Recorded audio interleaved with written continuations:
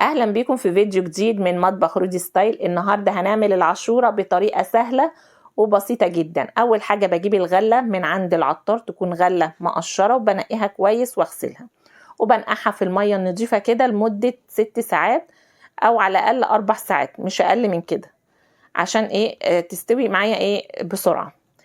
بعد كده بكون غاليه حله ميه على النار فيها شويه ميه، وبنزل فيها الغله بعد ما صفيتها. شايفين هي استوت كده نص سوا، بنزلها في الميه المغليه وبنزلها كلها بالشكل ده. وبعدين بضيف لها معلقه سكر كبيره عشان تبقى حبايه الغله مسكره وطعمها حلو، مش مجرد بس الحليب اللي مسكر. وبشيل بقى اي ريم بيطلع عليها عشان تبقى نقيه ونظيفه.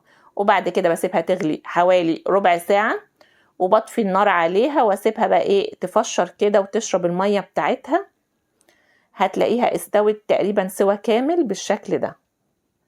هكون بقى محضره معايا معلقتين كبار كريم شانتيه، كريم شانتيه خام او كيس كريم شانتيه اللي هو الجاهز، بنزله عليها. وبنزل بقى سكر التحليه، تقدري تضيفي سكر زي ما انت حابه بقى على حسب التحليه اللي انت بتحبيها.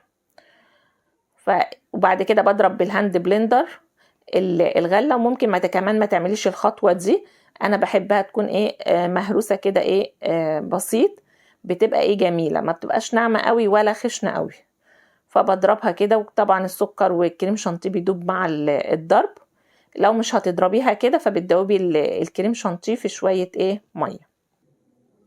بعد كده اكون بقى محضره الحليب بتاعي، يكون حليب كامل الدسم بالقشطه بتاعته، بتبقى اجمل كتير من الحليب المعلب، بتبقى تحفه. هنزل كده بالحليب، دول ربع كيلو غله، بنزل بيهم عليهم بلتر حليب او كيلو حليب. زي ما قلت لكم كامل الدسم بيبقى احلى كتير. وبقلبه بالشكل ده. بحضر بقى معلقتين حليب بارد، عليهم معلقه واحده بس نشا، مش هكتر عن كده، معلقه واحده بس نشا. هدوب بس النشا في الحليب، وانزل بيهم في الخليط ده تاني.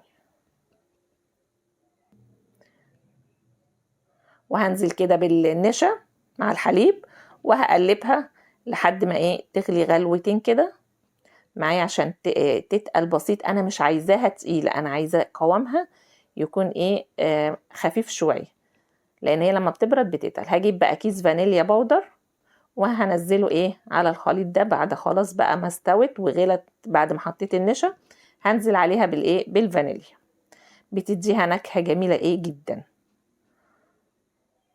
وكده هي خلاص كده بقت مستويه معايا ومظبوطه. هتغرفوها بقى في اطباق او كاسات زي ما انتوا حابين. ولو عندك بقى مكسرات تقدري تضيفي لها، مش حابه تحطي لها مكسرات عادي خالص. شايفين تحفه.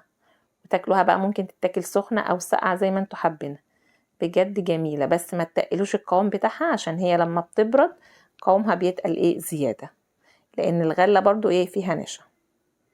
بجد طعمها رهيب، هتعجبكم جدا، وطريقتها سهله. جربوها وقولوا لي رايكم في التعليقات.